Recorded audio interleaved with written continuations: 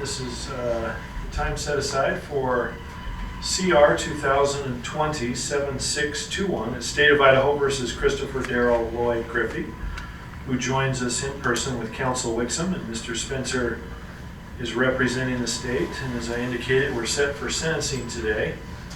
Mr. Wixom, I made an inquiry just a moment ago, and you indicated some information. You know what I think, and I'm assuming you want me to remain seated for that microphone. I'm comfortable with that. It helps, I think, everyone with the audible volume. Okay. You know, right after visiting further with my client, he had me exploring a different option, perhaps specialty court. But in processing it with him, he does want to go forward with sentencing this afternoon. And so we are prepared to do that. Okay. Very well, thank you. Then let me get some understanding of how we will proceed for sentencing today. Are there going to be any witnesses called on behalf of the defense? Just argument, Your Honor. Thank you. And Mr. Spencer, any victim impact statement today? Yes, Your Honor. Right. The victim will be heard by the court. Very well. So we will do that first, and following that statement, then the court will turn to counsel for sentencing recommendations. We'll hear first from the state and then the defense. If there is no rebuttal statements, then the court would turn to you, Mr. Griffey, to share with me anything that you would like me to consider if you wish. Otherwise, I'm willing to rely upon the statements of your counsel. All right, Mr. Spencer, if you want to introduce that individual. Thank you, Your Honor. The state would present.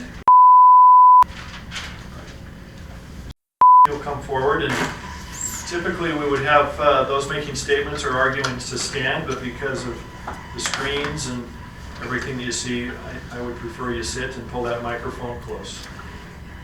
How's that?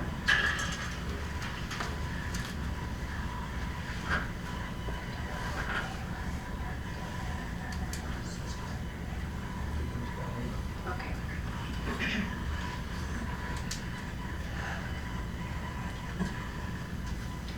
I can't begin forgive me, I'm a little nervous. Will you start by stating your name and spelling the last, and then that will enable you to go forward. Yes, my name is last name is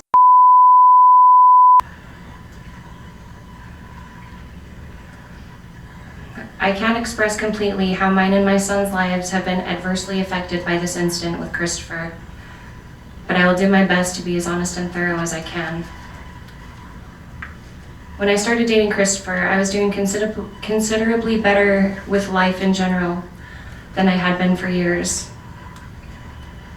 I was almost done with my outpatient addiction treatment program, and I had 7 months clean from any substances. I had been to court and awarded custody of my son, something I had been working toward for 6 months. I had a full-time job, just bought a new car, and was in a sober living home for women. I developed a sense of self-pride, self-worth that had eluded me for the majority of my adult years. I had a network of love and support from the community as well as from my family, and that was something that I had strived to achieve for so long. Little did I know how quickly I would lose all of these things or how difficult it would be to try to regain them. I've had friends tell me, "It's like you're a completely different person. I want my friend back." And I know this to be true. Kristopher completely broke me down until I didn't even know who I was anymore. I have, in this process, completely lost my sense of identity and have had to struggle every day to remember who I am, what I stand for, what I like, don't like, etc. I have developed a fear of the dark that is so intense I have to sleep with the lights on, and I have spent a significant amount of time sleeping on closet floors with the doors shut. The mere act of going to bed causes me such anxiety that I have to be medicated to keep it manageable. Even medications, however, are ineffective when it comes to the night terrors that wait for me each night. When I go to sleep, I still wake up screaming or crying, and I have to use mindfulness and meditation skills that I've learned in treatment to help calm myself down after I wake up and usually sleep eludes me for the rest of the night after such an incident. This has made it difficult for me to get restful sleep or maintain a job. I also have developed such intense social anxiety that I struggle severely in any type of social situation, and I have trauma responses triggered by any loud noises, yelling, laughter, dropping of dishes or silverware, etc. These responses appear mostly in the forms of panic attacks, crying spells, and difficulty being able to look men in the eyes while having any kind of a conversation. I have spiraled in my addiction since all this has happened as well. I have reached my bottom more than once, and in more ways than one. Let me explain what that has been like. I have been having such a hard time trying to recover from all this that after the first month or so after his arrest, I attempted to take my own life and was hospitalized for about 8 days. I could not understand why I was treated this way by somebody who made me believe that he loved me. I could not understand what I could have possibly done to have my son and I both deserve to have these things done to us. We were so excited to be together, the three of us, and my son was so happy that I had found somebody who made me happy and that I didn't have to be alone anymore. We trusted him. I put our safety in the hands of a man that I should have never been alone with. Since Kristopher's arrest, I have been able to see my son 3 times. All of them for 2 hours or less, and all of them have been supervised visits at his dad's house.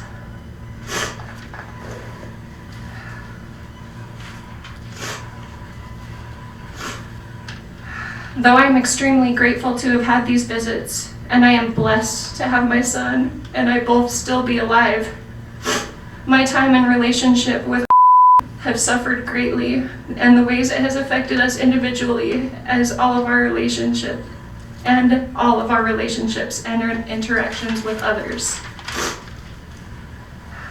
Getting back to my addiction, it has been so progressive and continued on with such power and ferocity that I testify to there being more than one quote-unquote act of God to help me get my life back. I have been to inpatient rehab twice. I am currently attending intensive outpatient treatment, again, the same program that I was in when Kristopher and I started dating. This has all been of my own will, and I have thankfully managed to do it all on my own without having to have any legal issues pushing me to do so. My doctors and counselors tell me that I live in a constant state of fight or flight response as a result of intense post-traumatic stress disorder. This causes my body to feel exhausted, my mind to process things in illogical ways, and creates impulsive and reckless behavior because the prefrontal cortex doesn't function the way it should when neural pathways are deepened into survival mode, which is located in the midbrain. Thankfully, the brain can heal. I am still currently working with a doctor to get stable on medications that help with all of my issues of anxiety, depression, and PTSD. A couple months ago, I finally had been able to work a full-time job for long enough to get a place of my own. Both the job and the place were my first since this incident happened.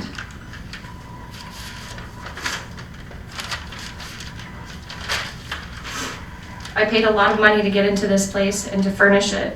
I worked very hard to get to that place. I was excited. I felt accomplished.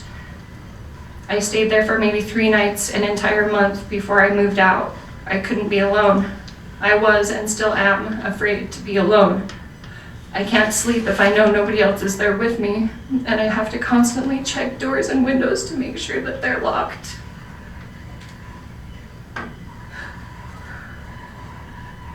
After the threats that Kristopher made to my family, none of my family will even talk to me.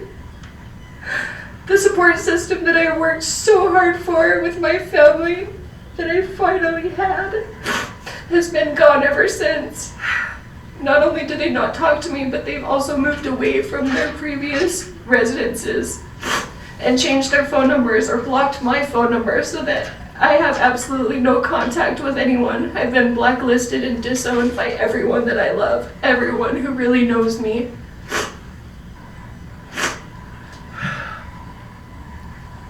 The ways that this has affected my son, who at the time had just turned 7 years old. He's now about to turn 8.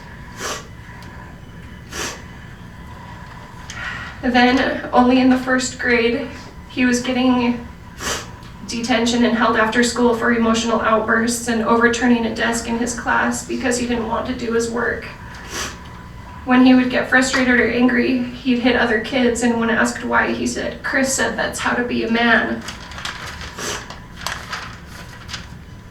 He's had to go to therapy 2 to 3 times a week, every week since then. Thankfully, his dad and stepmom have been able to finally see some improvements in his aggressive behavior after going through several different counselors. He doesn't feel safe around any man except his dad and won't stay the night anywhere without him.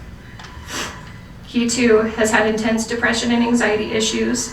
He breaks down every time he sees me, and he worries that that is going to be the last time that he sees me. I'm unsure whether or not he has been medicated to help alleviate his condition. And like me, has intense night terrors and is afraid to sleep alone. He is now starting to sleep without going to his dad's room. Something that used to be every night now happens more like 4 times a week.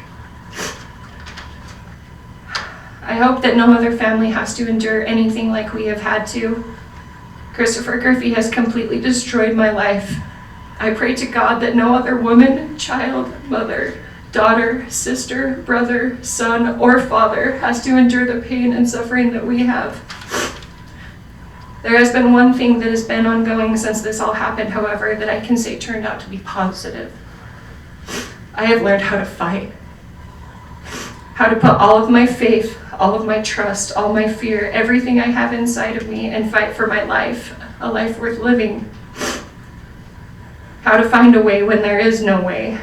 How to pray to God with every fiber of my being and know that He will take care of me. For a long time, I thought that Kristopher had taken away my relationship with my higher power, and I recognize now that he solidified it. Thank you for your time and consideration. All right, thank you, Ms.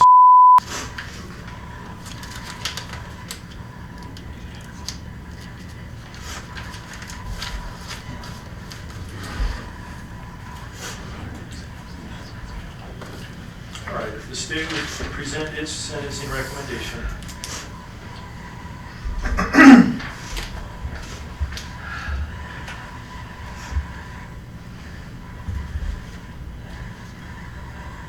Thank you, Your Honor.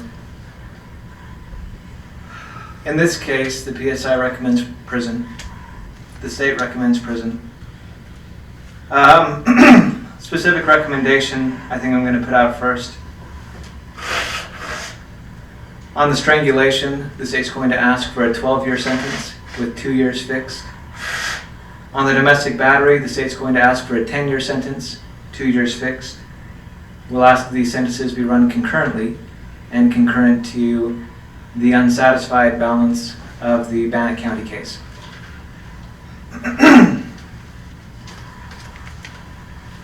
Basis for this recommendation, I think it comes a lot actually out of the PSI and what this court just heard. I want to talk a little bit about mitigation. There's no wrong without some chance of redemption.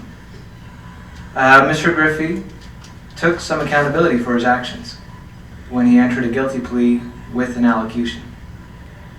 He also struggles with addiction. I think that some of the violence here may have its roots in those addictions.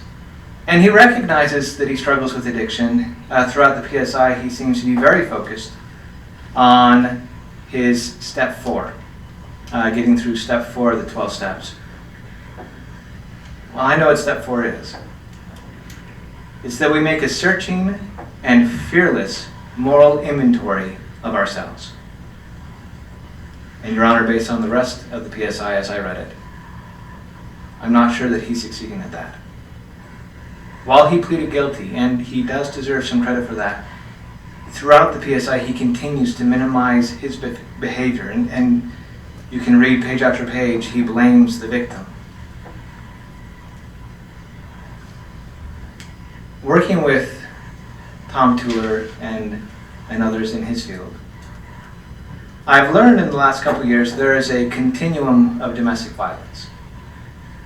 The far end, we begin with things like just name calling, putting people down, shouting, yelling, verbal abuses and there's emotional abuses, and then we start to move into physical abuses where there's contact.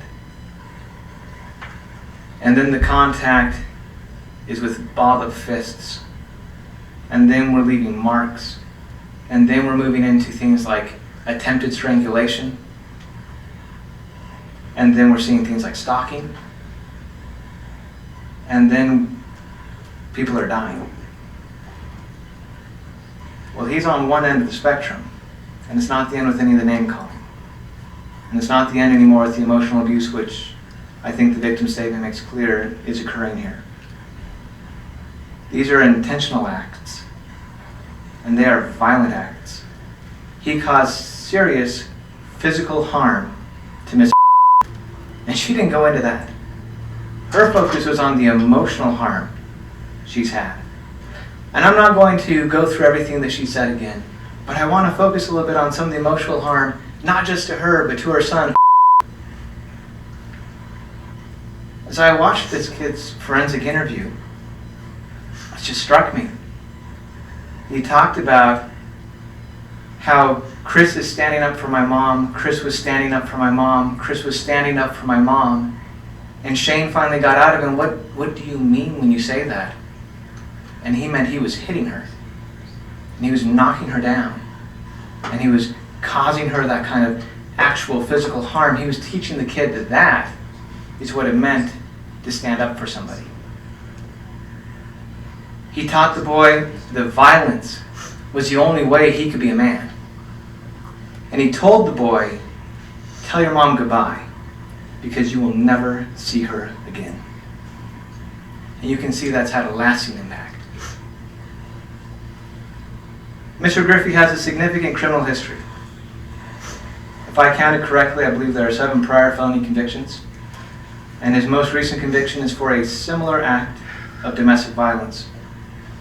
He's had probation, and he failed. He's had periods of retained jurisdiction with rider opportunities. He failed. He's had parole. He failed. He's had opportunities for treatment, and he never pursued them.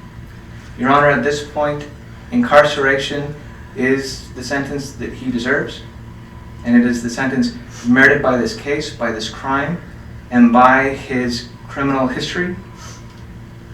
And it is the sentence that will best serve the interests of protecting society, of deterring criminal behavior in the future, of providing punishment for these acts, and maybe of giving some sort of rehabilitation to the defendant. That is the state's recommendation. Thank you.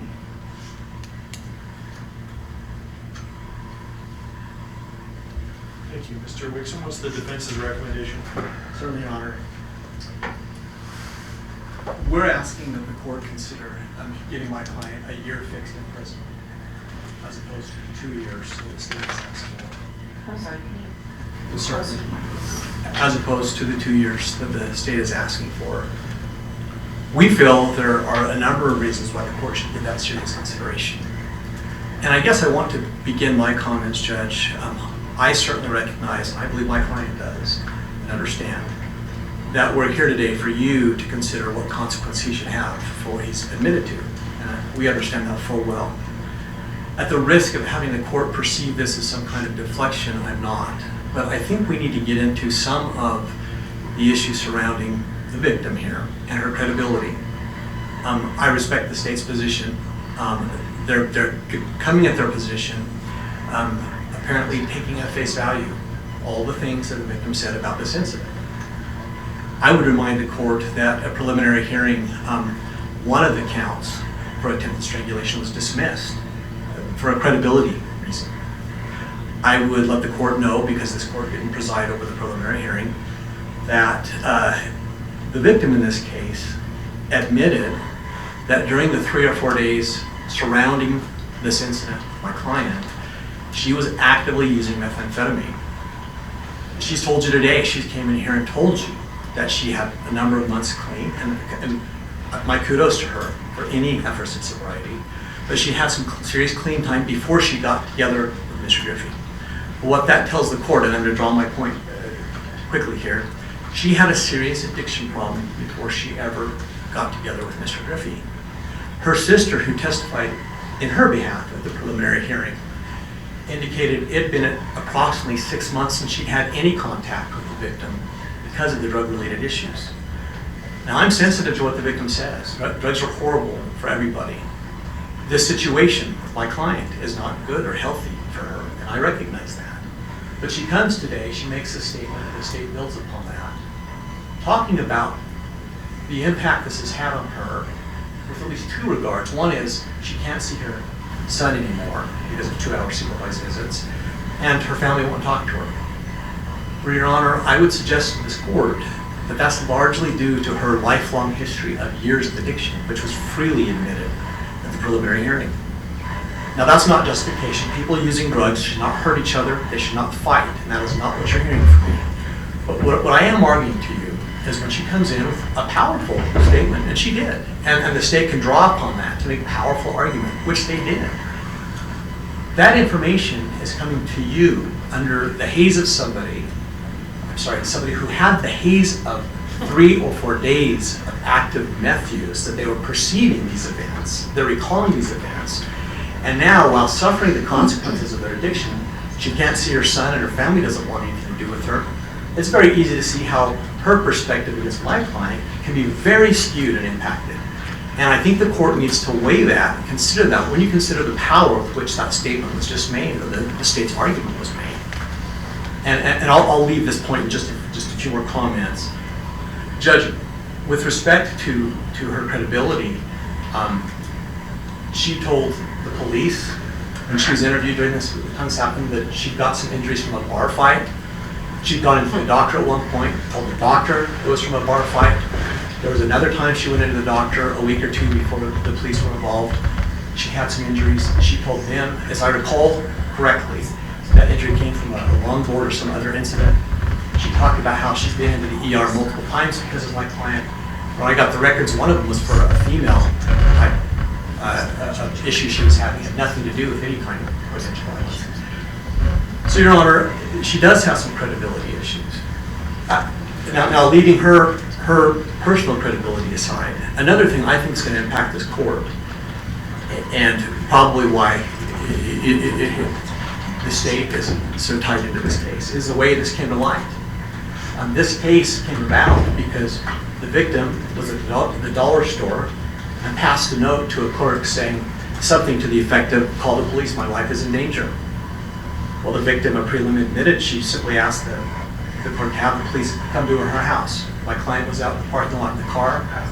She passed that note. She didn't stand there by the clerk to call the police, so asked to go to the back room. She passed the note, walked right back out, got in that car, and went right back to the house. And guess what? The police responded, and they made contact with everybody. So, Your Honor, I just think that with respect to the active meth use that she is freely admitted to and the lifelong addiction, the court has to she acknowledged it prelim, and this court is well aware, meth use leads to extreme paranoia. That is a very, very common symptom. And I say that because when you're describing an event and sharing it from your perspective, paranoia is a huge issue for people who are using meth. My client's pled guilty. We know that there was wrong conduct. That's what he's here to be sentenced for.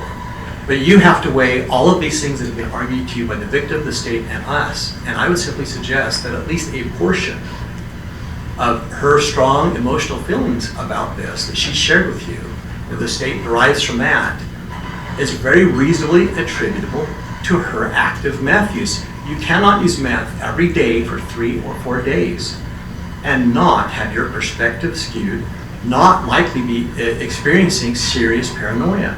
And then when you come down from that high and try to recall and recharacterize events, even if you're trying to be very truthful, and even if there's truth in what you say, the depth of the experience that you're describing is skewed and under the color of the drug use.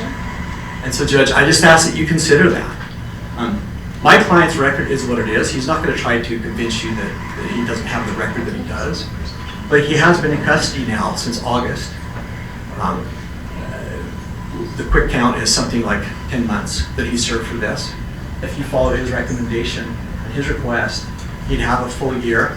He's got the other case that he's got to face a parole board on and a parole officer on. That case, as I recall, had approximately 2 years fixed. I don't recall precisely what the length of time.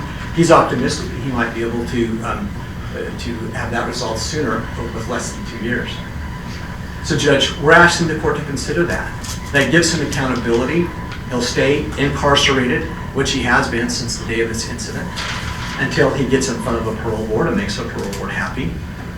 And he'll walk out of this courtroom, if you follow this recommendation, in cuffs to go back to the jail, to sit there and wait until the Department of Correction takes him into custody. So it's not like he's asking for any kind of a pass on this. He's owning it. He did plead guilty. He certainly could have taken this to trial. And there really were things, I think some of them I pointed out, that we could have made issue with at trial in terms of conviction for a jury to consider. And so he didn't do that. He didn't do that. He owned it, and he confessed to it and pled to it. Your Honor, there was some discussion about the impact on this young boy. Judge, there are some of the comments that the young boy made from my review and my recollection in the records was that my client had been kind to him. My client, during this incident, had taken him out, got him food, let him watch cartoons, at least from the description in the report. The child wasn't describing anything that was violent towards him. It was only afterwards, after there were some conversations, that we got some other information that came out. My point being is to put a lot of weight into what this young boy said is, I think, should be difficult for any court, because there's potential for influence. The court should consider it. It's real, but that's why we have the types of forensic investigators for children, because there is a serious issue with the potential for influence and impact that can be had on a young child. And it's so hard to get to a credible source of truth from them. We have to have experts who are trained in this to question and evaluate. And so I think all those things are fair considerations. I'm glad for the victim. It sounds like she is well on her path to try to recover. It sounds like she's making real efforts. And I don't want any of my comments to diminish that. But I think when we go back to August and you weigh what you've heard today, an argument from the state or from the victim, that you consider that this has all been relayed along with her use of meth when this all happened and her own struggle with addiction. Her own struggle with her family not having a lot of contact with her long before this incident ever happened. And so, Your Honor, that's what we asked the court to do. We asked that my client get a year fixed time and anything else we ran concurrent. Last comment, I do think that 10 to 12 years are fairly lengthy indeterminate periods. I'm not saying that an indeterminate period here isn't reasonable. That seems like an awfully long tail, given the circumstances, so we'd ask the court to depart from the recommendations being made by the state in that regard. And that's all that I have. All right, thank you. Mr. Spencer, any rebuttal argument? Your Honor, if I could maybe, there was some commentary happening behind me. Just check in with that first. You may.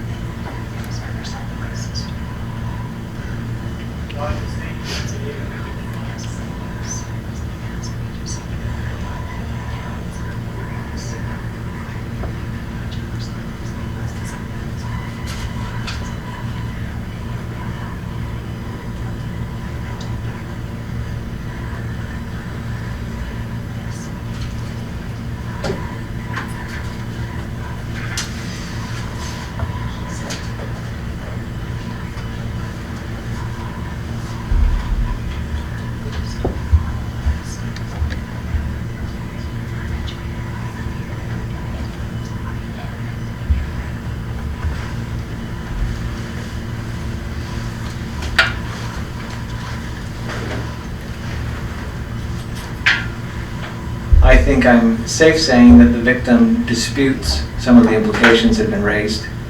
There are a couple of things that I think are highly relevant that I would like to point out. It's not uncommon, I'm sure in this court's experience, certainly not in mine, that a victim in a domestic violence situation will, for a long time, cover for her abuser. And so the credibility concerns that we are addressing here, by and large, are kind of par for the course. It's not unusual, especially when the abuser is there present, that the victim feels concerned about being able to speak freely. It's also not inconsistent with, again, I'm sure this court's experience, that the victim who in domestic violence situations are so terrible not because they're violent, but because they're domestic. You had to have two people who at one time loved each other. And that's going to linger. And so the person doesn't want to see the one they love face serious consequences or get into trouble. They just want them to change. And so consistently in these sorts of situations, in these sorts of environments, you'll see again and again and again the victim being the biggest roadblock to her abuser being prosecuted or being held answerable. That's unremarkable. On the drug issue, there is a great deal of truth. Ms. was clearly heavily involved in use. She got clean. She got unclean. Mr. Griffey is also heavily involved in use. During the preliminary hearing, it was discussed that where Ms. was getting her drugs was from Mr. Griffey. Now, he might tell you the opposite is true, but he didn't take the stand there. She did, and that was the testimony that was adduced. And then I think the third issue that I would have, however Mr. Griffey may have perceived his actions toward her, it's very clear from what's resulted since and from the forensic interview that Mr. Wixom referenced, where we do use experts because we are highly concerned with the ability for a child to be influenced. However Mr. Griffey may have perceived what he was doing, the child didn't perceive it in the same way. Clearly the child was greatly concerned as he continues to suffer from nightmares. I do think those things are relevant. That's all I would have to offer.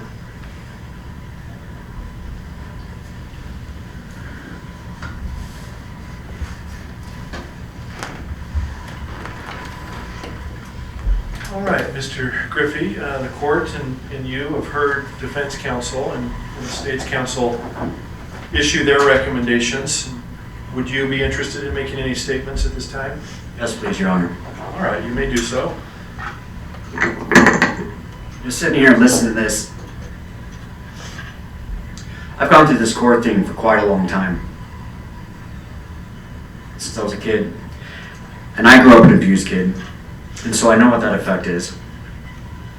And I hear both sides arguing, Rocky in my behalf and the prosecutor on his side about a lot of things. And it seems at times it's out to make one person a monster and one person not, and send one person away, and why this person shouldn't be sent away. But the truth is that I did this. No, not everything that was in that case file, in all of the interviews and all of the notes is there. No, that's not how it all happened. But there was more than enough of what happened that I did. I did put my hands on and I did hurt her.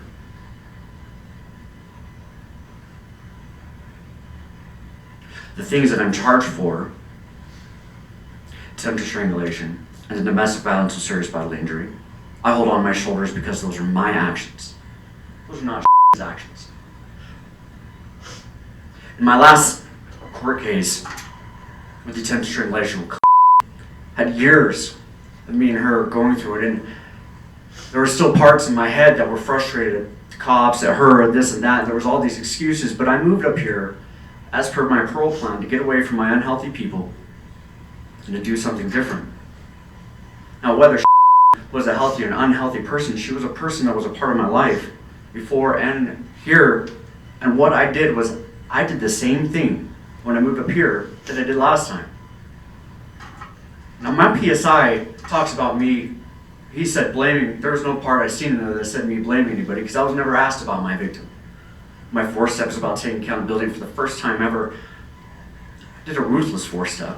I was trying to get them to help me have somebody come out so I could present it before I went to prison because I knew I was going to prison. And it wouldn't be for this situation that I did my 4-step because this is the only reason why I able to look. Because I come, I'm 7 months out and I come up here and I get the same charges plus more. Who else is to blame but me? And to hear the statements made by the prosecutor, I can take that. Not all that's on point, but no. I did hurt my friend. I've known to her kids. I used, and I caused her harm. I got 3 kids that didn't see the situation between me and my ex, but I see the harm in them every single day, and I don't have custody of them, and I barely get to talk to them. And yeah, she may have done some things, but those things aren't why I did this crime. I am not blaming you. There's no blame for anybody. There's no blame for what my dad did to me, and it took all these situations to really get a cold and gruesome look at myself. It was my fault. My belief that this was an action that would get some kind of effect, that would stop somebody from hurting me to hurt somebody else, that's not appropriate in any way. I'm not a monster. I told you that day I was more than willing to face this, and I'm telling you right now, I'm more than willing to face this, and you don't need to give me any less time. You give me as much as you feel you need to give me, and I'll go up there and I'll face it, and I'll get as much help as I can get up there. I've done most of the programs they got. There's more. I'll do more. The 4-step, the 5th-step, no matter what she said in there, it's the most successful program, and knows firsthand that I half-assed my 4-step. I have resentments that I didn't face. Excuse my language. I'm sorry about that. What's going on with your son? I'm sorry. That sucks. He's such a cool kid. Such a cool kid. I didn't have hobbies. Help me with hobbies. And yeah, not everything was pretty, but there was a lot of really cool that I had with her. And no matter what you... Mr. Griffey. Yeah, you're my best friend Mr. Griffey, too. let me do this. While the court is appreciative of your comments, and I don't mean to interrupt, I do need you to focus your eyes on the court as opposed to her. Okay. Apologies are such a sham. And it's hard because I should be looking right in your eyes when to tell you I'm sorry for how everything went. I couldn't keep my promise that the circus wouldn't turn into a circus. And all this time I wanted to say an apology, but the thing is an apology is a sham because an apology is an action, it's not a word. Things that I didn't do to make myself better, the resentments that I held on, I am facing every single day. And I can't make everything right now. But I'm going to face this. No matter how much time he gives me, I'm going to do it.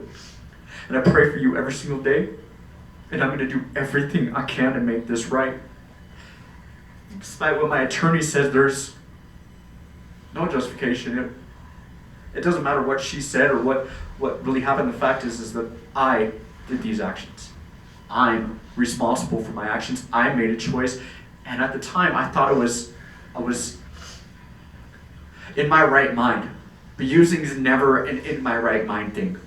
And acting violent towards somebody is never an in my right mind thing. I'm sorry.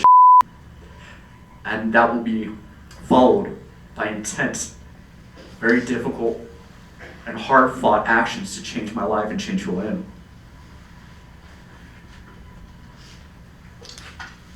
Thank you, Mr. Griffey. Thank you, counsel. Mr. Griffey, are you fully satisfied with the representation of your counsel? Yeah, Rocky did excellent. Very well, thank you. And counsel, is there any legal reason why the court should not proceed? Sorry, Your Honor. All right, let me now do my part in pronouncing the sentence after listening very carefully, and I want you, Mr. Griffey, and both counsel to know and that the court has listened very carefully to all that has been said today. It's been an emotional sentencing, and I want you to know, Mr. Griffey, that the court watched you very carefully during Ms. comments.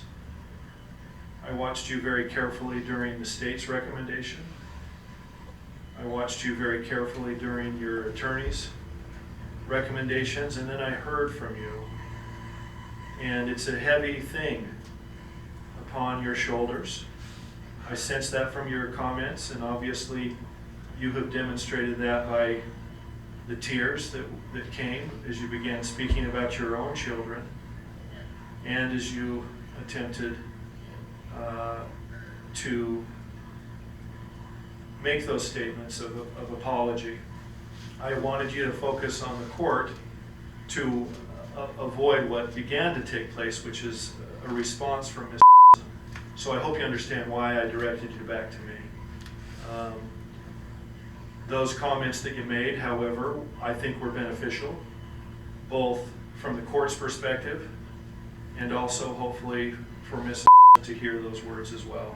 Because it's clear to the court that you have taken ownership, and by invitation of both attorneys, the court gives you credit for that, and it's important that I do so. You made some important statements of accountability and submissiveness to the judgment of this court, and I too feel the weight of this sentence because it is a dramatic thing that we're discussing. I'm aided by 4 objectives of criminal punishment, which include protection of society, deterrence to you and to others, rehabilitation and punishment for the wrongdoing. And all of these have such strong influences in today's proceeding. And I hope you recognize that, and I'll speak about each to some degree. When we talk about protection of society, let's talk about the incident itself. There was emotional anguish that is experienced today as a result of your actions and was at the time. There was physical harm and there was mental harm. In fact, the court would describe it as mental terror. The threats that were made on this day are appalling. They were a threat then and they're a threat now. It is a living nightmare to live through something like that, with the words that were said in the context of a domestic relationship, the kinds of things that were stated, resulting in that emotional and physical and mental harm. So the protection of society interest is so strong in this case. What about deterrence? This is where it gets incredibly difficult for the court. Because if I were to take the recommendations by, frankly, both parties, and even highlighting the defenses in isolation with this one event, then perhaps the court could consider these recommendations. But I can't do that because the history doesn't allow me to do that. You are appearing before this court with a multitude of prior offenses. What does this court do with that? One after another. And I recognize you've had a difficult juvenile experience. Yes, there's addictions. Yes, the court sees the mitigating facts associated with that and the difficulty that you've had. It began as a juvenile. But then there becomes that moment in time where you start affecting others. And your offenses demonstrate that. multiple prior misdemeanor batteries, property crimes, assault, disturbing the peace, and an attempted strangulation prior to this. While on parole, this new offense. So I am unable to follow the recommendations because of the prior criminal history.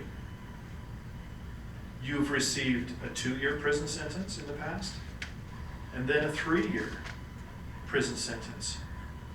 So that is where the court begins today, because there has been nothing to deter you from committing these offenses. Rehabilitation, you're on the right path, given what you've stated in court today. Frankly, I wouldn't expect any more to be said, if they're sincere, and I believe that they are. As I said, I watched you. You seemed affected by every single person that has spoken in the courtroom today, and that's to your credit. You're 36 years old. I hope that this is that moment in time where you will live up to your commitments, both in accepting the court sentence and engaging in those programs that are available to you, to that moment in time when you're back, released into the community and under supervision. And then punishment for the wrongdoing. Your counsel argues, and successfully, that you've been in custody a long time. You've had a lot of time to come and prepare for today's sentencing. And as I said, I'm accepting the things that have been said by you in particular, and frankly, both attorneys. There have been some disputes or contention between preliminary hearing testimony, what is established as fact, the victim's statement, use by both parties, and the effects of this crime on a young child.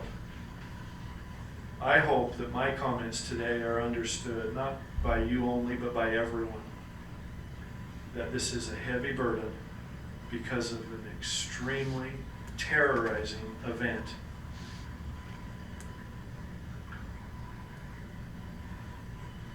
So, as the court evaluates the sentencing recommendations of the parties, what I've heard today, what I've studied in preparation for today's sentence, and after considering the 4 objectives of criminal punishment, the court pronounces on the domestic violence felony matter 2 years fixed, followed by 8 years indeterminate for a unified sentence of 10 years.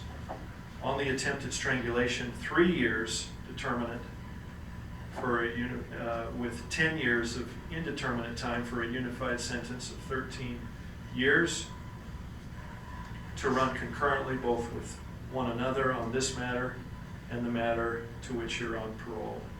The court will impose a $1,000 fine on each of the offenses. Court costs in the Victims Relief Fund are standard.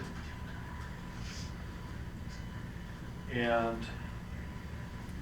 you'll reimburse the services of the public defender in the amount of $400. Do you have any questions for the court? Yeah, you had stated that the last prison sentence that I had was 3 years fixed. Actually, I was amended the sentence to 2.5 years fixed by Judge Knapp's. Was there a Rule 35 that had been filed or something, or? No, I won my kids back, and I had to give them back because I got laid off, and I had a 2-week relapse, but I had a long period of perfect action on probation. So he took a half year off the sentence, so in total I only had a 2.5 year sentence. Okay. Really Thank you for that, and we need to reflect that in the pre-sentence report. I'll do that. And it's important that that's called out to the court. It doesn't affect the court sentence, but I think it's important that you share that. That would bring the court, if I were beginning where that court left off at 2.5, this is a subsequent offense, and so the 3 years in my mind is justified. But no less, it does become important that we make that correction. Any other questions? Just a second. You may.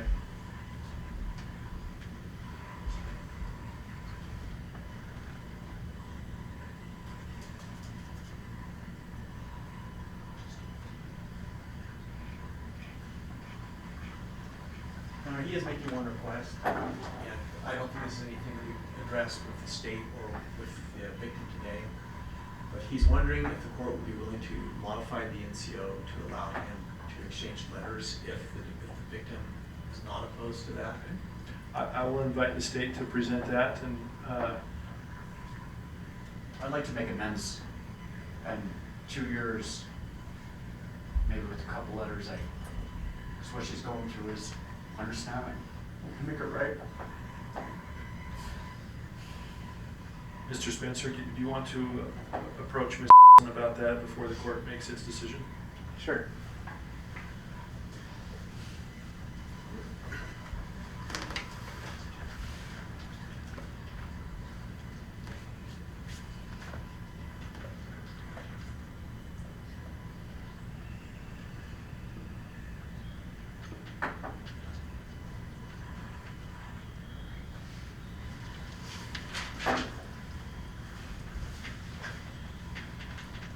I know that it is the court's general requirement with the defendant that they do provide some sort of letter of apology.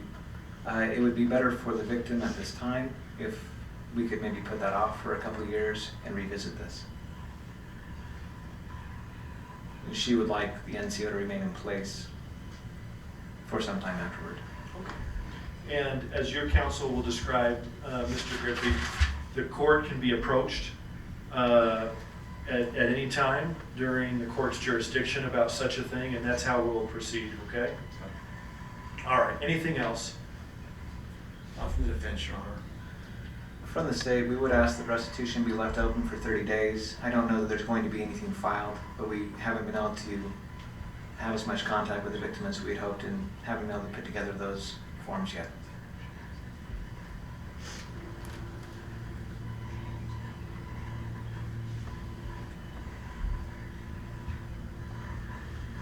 Any objection to having it remain open for a reasonable time? No, Your Honor, just as long as I have to respond, that'd be fine. All right, very well. And if there is a dispute in anything that is submitted, obviously we can litigate that if necessary. Mr. Griffey, the court advises you they have the right to appeal this judgment within 42 days. Or Rule 35 expires in 120 days, and post-conviction relief expires a year after the appeal. Thank you to everyone, and this court is in recess. Please rise. Thank you.